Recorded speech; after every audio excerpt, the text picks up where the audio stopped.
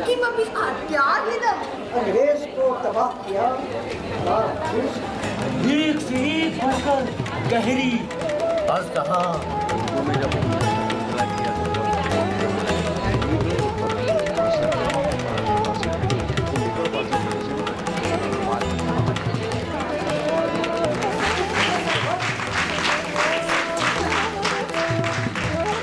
मोहतरम नाजरीन, उर्दू थिएटर के सफ़र में आपका खैर मकदम है। हम जानते हैं कि पारसी थिएटर के पूरे अहद में जिन ड्रामा निगारों ने अपनी खिदमत अंजाम दी, उनमें ज़्यादातर ड्रामा निगारों ने चबाए हुए निवाले से ही काम चलाया। इनमें एक ड्रामा निगार थे जो दूसरों से बिल्कुल मुख्तलिफ थे, और वो हैं आगा हश्र कश्मीरी। आगा हश्र कश्मीरी पारसी थिएटर ही नहीं, हिंदुस्तानी थिएटर के सबसे बड़े अहम ड्रामा निगार हैं। उन्होंने थिएटर को बुलंद मकाम तक पहुंचाया। उन्हें हिंदुस्तानी शेक्सपियर भी कहा जाता है। वजह साफ है कि पारसी थिएटर के साथ साथ हिंदुस्तानी थिएटर को जितने मेयारी और कामयाब ड्रामे दिए हैं, दूसरे कई ड्रामा निगार मिलकर नहीं दे सके। उनके ड्रामों में तफरीह के साथ साथ अदब का जायका भी मिलता है। उनके ड्रामों पर सरसरी निगाह डालने वाला भी मरगूब हुए बगैर नहीं रह सकता।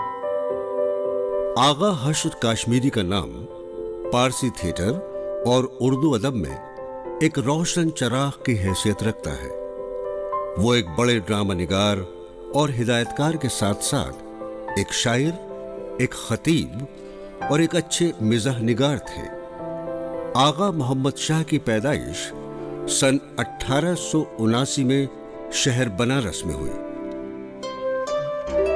जब वो 15-16 बरस के थे तो ड्रामा देखने के शौक में एल्फ्रेड कंपनी को इस हद तक परेशान किया कि उस कंपनी के ड्रामा निगार मेहदी हसन लखनवी ने ये तक कह दिया कि लड़का है या हश्र, और उस दिन से आगा मोहम्मद शाह आगा हश्र हो गए।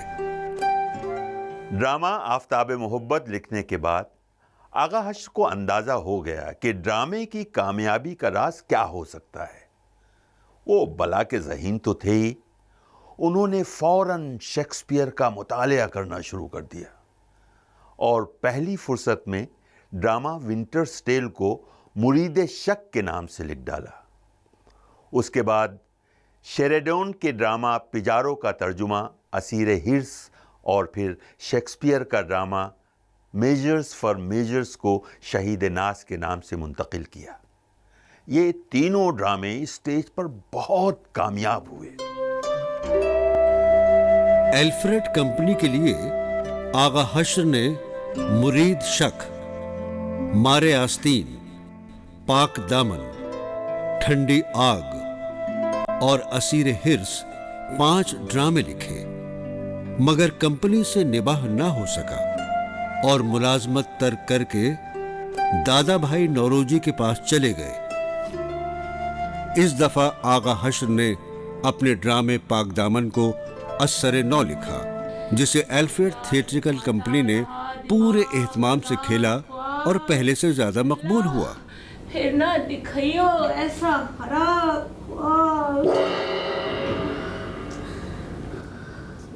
उठो, दफ्तर और रात का मोहताज है तकरीर का, ख्वाब पूरा हो चुका अब वक्त है ताबीर का। ये तो सचमुच आलम बेदारी है, मेरे सामने वही स्याह कारी है। इलाही किसको पुकारूं मैं इस बेनवाई में, ये जुल्म तेरी जमीन तेरी खुदाई में, तू ही बचाएगा आकर तो बच सकूंगी मैं, गरीब गाय को घेरा है खजाने में। परवीन देख, इधर देख, मेरा दर्जाए गुरूर इज्जत शौकत सब तेरे कदमों के आगे तेरी मोहब्बत के लिए झुके हुए हैं। इस अर्ज, इस नियाज, इस इल्तिजा को देख, आबे मुरव्वत अपने शहीदे अदा को देख, आंखें उठा निगाह मिला बेनवा को देख, ए बादशाह हुस्न भला हो देख, तमाम ख्वाहिशें दुनिया को छोड़कर अब सामने खड़ी हैं तेरे हाथ जोड़कर। असद, मुझे जाने दे, मुझे जाने दे, रास्ता दे। असद, देखो तुमने मुझे कितनी बार सताया, पर मैंने बद्दुआ के लिए तेरे लिए कभी हाथ ना उठाया। मुझे बता कि मुझसे नफरत क्यों करती है? मुझे बता कि मैं किस बात पर तेरी इज्जत करूं। क्या कमी है मुझ में? क्या मैं दौलतमंद नहीं, मुअज़्ज़ज़ नहीं, जवा मर्द नहीं, सैकड़ों बल्कि हजारों में फर्द नहीं? तो मुअज़्ज़ज़, दौलतमंद, जवा मर्द कुछ भी नहीं। अगर दौलतमंद होते तो दिल की सखावत दिखाते, मुअज़्ज़ज़ होते तो दूसरों की बेइज्जती से खौफ खाते, और अगर जवा मर्द होते तो एक बेकस औरत को कभी न सताते। आगा हशर ने जो ड्रामे किए वो उस ज़माने के स्टैंडर्ड से को अगर आप अपने जहन में रखें तो वो बहुत ही अच्छे ड्रामे थे। उन्होंने एक स्टैंडर्ड कायम किया, तो इस हिसाब से उनका आगा हशर का कंट्रीब्यूशन जो है वो बहुत ज़बरदस्त है। रह गई बात ये कि वो उर्दू के ड्रामे और उर्दू को उन्होंने पॉपुलर बनाया, वो भी एक बहुत बड़ी हकीकत है कि उर्दू के ड्रामे और उर्दू की नज़में और उर्दू के गाने। लेकिन आगा हशर ने ये देखिए कि थिएटर की जो रवायात थी उनको कभी नहीं छोड़ा है। देखिए, आगा साहब जो थे वो बहुत ही अच्छी ज़बान थी उनकी। फ़ारसी में वो बहुत पारंगत थे, इसलिए जो उनके शुरू के नाटक हैं उसमें फ़ारसी शब्दों का बहुत ज़्यादा इस्तेमाल आपको दिखाई देगा। उर्दू और फ़ारसी दोनों मिला जुला वो लिखते थे। बाद में उन्होंने बहुत तरीके के नाटक लिखे। पहले तो उनकी शख्सियत के बारे में ज़रा सा बताना चाहूँगी कि वो एक ऐसे व्यक्ति थे कि किसी भी नीरस चीज़ को इतने दिलचस्प ढंग से सामने रखते थे कि लोग महफिल उनसे जमती थी।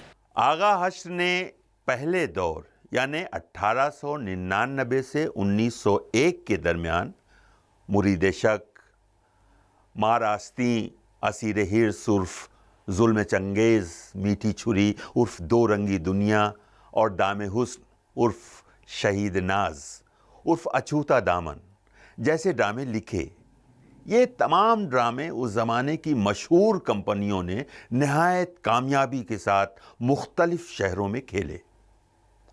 तो दूसरे दौर यानी 1902 से 1908 के दरमियान सफ़ेद खून, सैद हवस के साथ शहीद नाज उर्फ अछूता दामन उर्फ दाम हुस्न को दोबारा लिखा। उस दौर में तबाज़ात ड्रामों के साथ साथ कई गैर मुल्की ड्रामों को जहन में रखकर असर नौ उर्दू में मुंतकिल किया।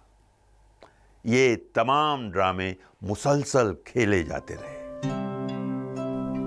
आगा हशर ने गैर मुल्की ड्रामों को जहन में रखकर जितने ड्रामे लिखे उनमें W.T.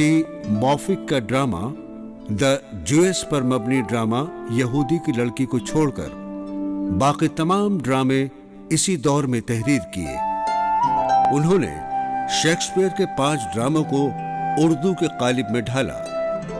विंटर्स टेल को मुरीद शक, मेजर फॉर मेजर को शहीद नाज, किंग जॉन रिचर्ड III को सैद हवस, किंग लियर को सफेद खून और मैकबेथ को ख्वाब हस्ती के नाम से उर्दू में मुंतकिल किया। तो शेरिडन के ड्रामे पिज़ारो को असीर हिर्स और हेनरी आर्थर के ड्रामे को सिल्वर किंग को नेक परवीन के नाम से उर्दू के कालिब में ढाला। इन ड्रामों को भी अक्सर लोग हशर के तबाज़ात ड्रामों के तौर पर ही जानते हैं। कर रही है तू और शरीफ आदमी। देखो, मेरा दिल मत तोड़ो। मैं फिर तुमसे कहता हूँ कि मैं तुमसे मोहब्बत करता हूँ और करता रहूंगा। तुम मुझसे मोहब्बत करते रहोगे? हाँ। कब तक? जब तक सीने में दिल है। और ये दिल इरादों पर कब तक कायम रहेगा? जब तक जिंदगी है। और ये दिल और ये जिंदगी सच्चाई में कब तक बसर होगी? जब तक खुदा की मर्जी है। फिर तो तुम अपनी मोहब्बत और अपने वादों को वापस ले लो। क्यों? क्यों? क्योंकि जो शख्स दिन भर हजारों बार खुदा की मर्जी के खिलाफ काम करने को तैयार है, उसकी मोहब्बत का क्या एतबार? निगाह पलटाते देर क्या, जिसको खौफ और खतर ही नहीं, गरीब बंदों से क्या डरेगा जिसे खुदा का ही डर नहीं। खुदा के हुक्मों को जिसने तोड़ा हुआ मदाम साबित, उस आदमी के करार झूठे, जुबान झूठी, कलाम झूठा। बस बस, अपनी इस रुसवाई का समा पुत्र मगरूर न कर। खैर इसी में है कि मुझे जबर पे मजबूर न कर। क्या करेगा तू? मैं वो करूंगा जो ज़हाक और नमरूद ने किया। तो खुदा तुझे वो सजा देगा जो शद्दाद और फिरौन को न मिली। क्यों मौत को है भूला, किस बात पे है भूला? बेदार कर तू क्या है, एक हाफ का बबूला। ये शेरो शर न होंगे, ये बलबला न होगा, एक फूक में अजल की तेरा पता न होगा। ये परवाह, ये खुददारी सिर्फ एक इम्तिहान तक है।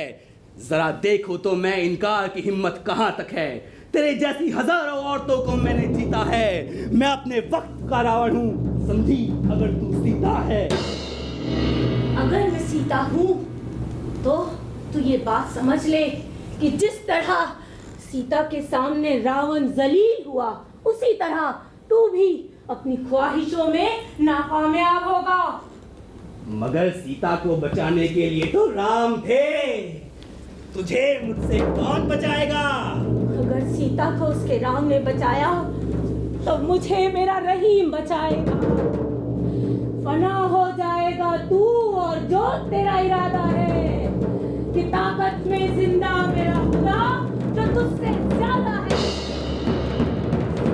मैं आगा हशर का एक न एक नाटक ज़रूर अटेम्प्ट करूँगा कभी ना कभी, क्योंकि मुझे उस लफ्ज़ी में छुपी हुई कहीं एक बहुत ही गहराई सच्चाइयाँ नज़र आती हैं, इमोशनल सच्चाइयाँ, not philosophical, not political, not social. Unfortunately उन्होंने इस तरह के सब्जेक्ट्स टैकल किया है बहुत ही एक ब्रॉड स्ट्रोक्स इस्तेमाल करके, बट इमोशनल सच्चाइयाँ जिसका मुझसे गहराई से ज़्यादा गहराई से वास्ता है, वो मुझे छुपाई हुई देखते हैं। यहूदी की लड़की या नेक परवीन जिस तरह का नाटक मैं ज़रूर करना चाहूँगा कि उसी अंदाज में, ज़रूरी नहीं है कि खोखले परफॉर्मेंसेस किए जाएं, उसी अंदाज को इस्तेमाल करके सच्चाई कैसे लाई जा सकती है। और मैं हाक बैक नहीं कर सकता कि आगा हशर किस तरह से करते थे, क्योंकि ना मुझे मालूम है ना किसी और को कि आगा हशर किस तरह से करते थे। इफ़ेक्टिव होते थे ये हमें सबको मालूम है। उस ज़माने के लिहाज से वो सूटेबल थे, इसलिए इफ़ेक्टिव थे। देखें कि वो आज के ज़माने के अंदाज से वो सूटेबल हैं या नहीं। आगा हश्र ने उन ड्रामों के ज़रिए दूसरे ड्रामा निगारों को भी रास्ता दिखाया। अगर अपने फ़न में पुख्तगी लाना चाहते हो तो गैर मुल्की ड्रामों का मुतालिया करो। हालांकि उस ज़माने में आगा हश्र को अंग्रेज़ी की जानकारी मामूली थी, लेकिन धुन के पक्के तो थे ही वो, जो ठान लिया फिर कर दिखाया। यही वजह है कि आगा हश्र की ड्रामा निगारी का तीसरा दौर, यानी 1908 से 1919 तक का ज़माना, उनकी ड्रामा निगारी के उरूज का दौर नज़र आता है। उस दौर में उन्होंने जो ड्रामे तहरीर किए, उनमें सिल्वर किंग के अलावा बकिया तमाम ड्रामे तवाज़ात थे। इन ड्रामों ने ज़बान के साथ साथ ड्रामे के मेयार को भी आगे बढ़ाया। इन ड्रामों को ज़्यादा एहतमाम के साथ पेश किया गया।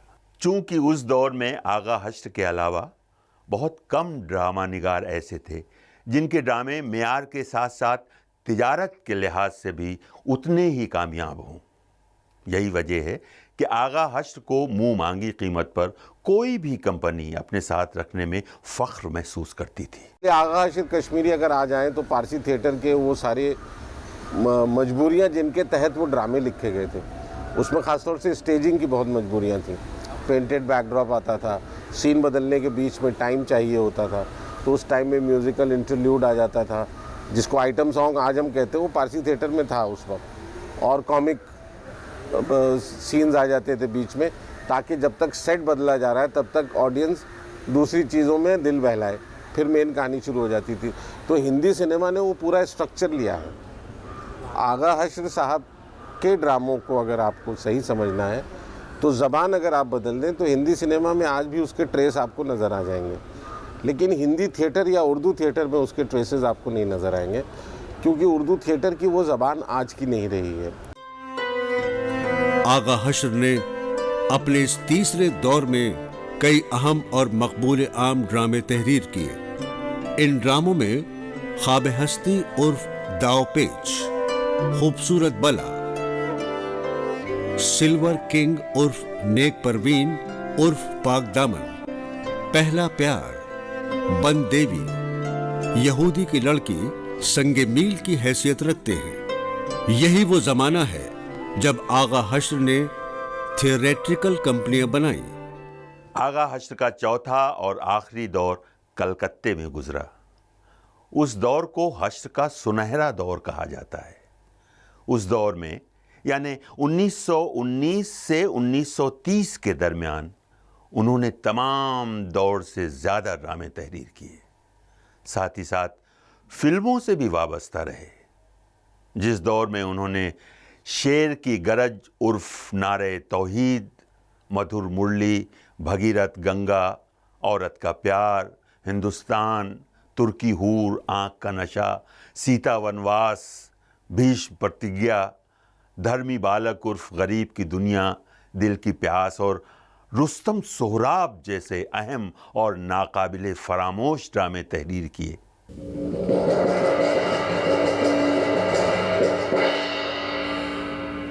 परवरदिगार, मैंने कभी तेरे कहर व गज़ब को हकीर नहीं समझा, कभी तेरी ताकत के आगे अपनी फानी ताकत का गुरूर नहीं किया। फिर इस जिल्लत की शक्ल में तू मुझे मेरे किस गुनाह की सजा दे रहा है? वो दर्दमंदों की दवा और कमजोरों की ताकत, ऐ नाउमीदों की उम्मीद, मैंने कल रात तेरे आगे सजदाए नियाज के साथ साथ आंसू बहाकर मदद की इल्तिजा की है। अपने इस अजीज की इल्तिजा कबूल कर मेरे मालिक, और मुझे मेरी जवानी का जोर शोर एक बार फिर वापस दे दे।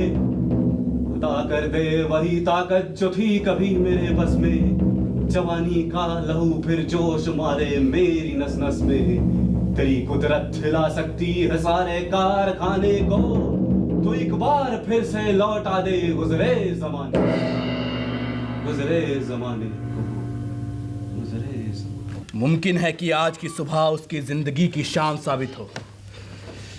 ना जाने क्या सबब है, उसकी मौत का ख्याल दिल में आते ही रूह कांप उठती है। तू आ गया। जंग के नकारे की पहली चोट से तेरी नींद टूट गई। बहादुर अपना वादा कभी नहीं भूलता। मैं कल रात से ही सुबह होने का इंतजार कर रहा था। आज इस लड़ाई का दूसरा दिन है। जानता है इस जंग का नतीजा क्या होगा? हाँ, हम दोनों में से एक की मौत। देर दिल बूढ़े, मेरा दिल तेरी मौत देखने को नहीं होता। एक आवाज मुझे बार बार रोक रही है। अगर ईरान की गोद बहादुर फर्जंदों से खाली नहीं हुई तो जा, वापस लौट जा और अपने इवज किसी और ईरानी दिलेर को भेज दे। मैं तुझे जिंदगी और सलामती से लौट जाने की इजाजत देता हूँ।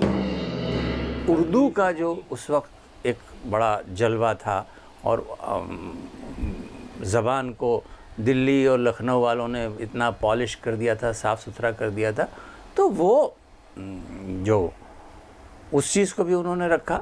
और आज बहुत सारे ऐसे डायलॉग्स हैं और ऐसी चीज़ें हैं कि जिन्हें हम मिसाल के तौर पर इस्तेमाल करते हैं, तो उनका जो योगदान है, उनका जो एहसान है उर्दू थिएटर पर, तो बड़ा अजीम है। उसी ज़माने में उन्होंने देवमालाई दास्तान पर मबनी ड्रामे लिखे।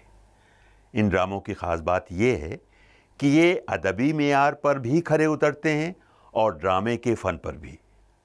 इन ड्रामों को अब तक जितनी बार स्टेज पर खेले जाने का शरफ हासिल हुआ, वो दूसरे ड्रामों के हिस्से में नहीं आया।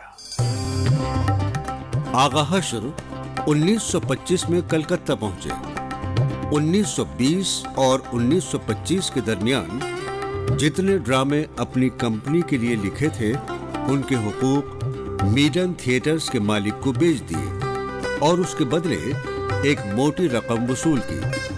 कलकत्ता में मीडन थिएटर्स के मातहत शुरू में 2 थिएटर कंपनियां थीं, एक एल्फिंस्टन थिएट्रिकल कंपनी और दूसरी करेंथियन थिएट्रिकल कंपनी। ये दोनों कंपनियां अलग अलग इलाकों में या थिएटर हॉल में ड्रामे दिखाया करती। उनमें एक कलकत्ता में आगा हश्र के किसी ड्रामे को स्टेज करती तो दूसरी कंपनी आगा हश्र का कोई दूसरा ड्रामा तैयार करके पूरे मुल्क के दौरे पर चली जाती। यहाँ हश्र के नाम का डंका बज रहा था, इसलिए वो मनमानी तनख्वाह लिया करते थे। बाद में ये भी हुआ कि तनख्वाह के अलावा मीडन थिएटर्स में उनके ड्रामे के पहले शो की पूरी आमदनी हश्र को दी जाती थी।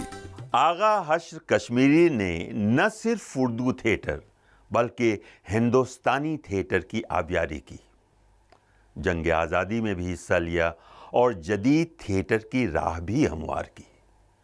कलकत्ते में न्यू थिएटर नाम की एक फिल्म कंपनी थी जो उस ज़माने में बोलती फिल्म बनाने की तैयारी कर रही थी।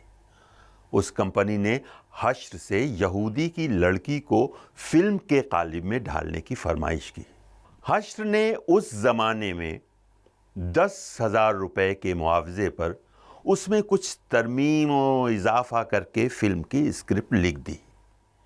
इस फिल्म में यहूदी का किरदार हश्र के भाई आगा महमूद शाह ने अदा किया। फिल्म खूब कामयाब रही।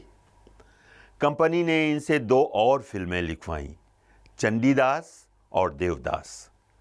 उन्होंने कई और फिल्म कंपनी के लिए भी स्क्रिप्ट लिखी, जिनमें east India film company of Calcutta के लिए औरत का प्यार लिखा और उसकी हिदायत भी दी, तो पानियर फिल्म कंपनी के लिए दिल की आग, लौकुश, किस्मत का शिकार, शीरी फरहाद, आतिश तूफ़ान और गुनाह की बेटियां जैसी फिल्म लिखी। नाजरीन, आज का सफ़र यहीं ख़त्म करते हैं। अगले एपिसोड में उर्दू थिएटर के एक नए पड़ाव के साथ फिर मुलाकात होगी। खुदा हाफिज़।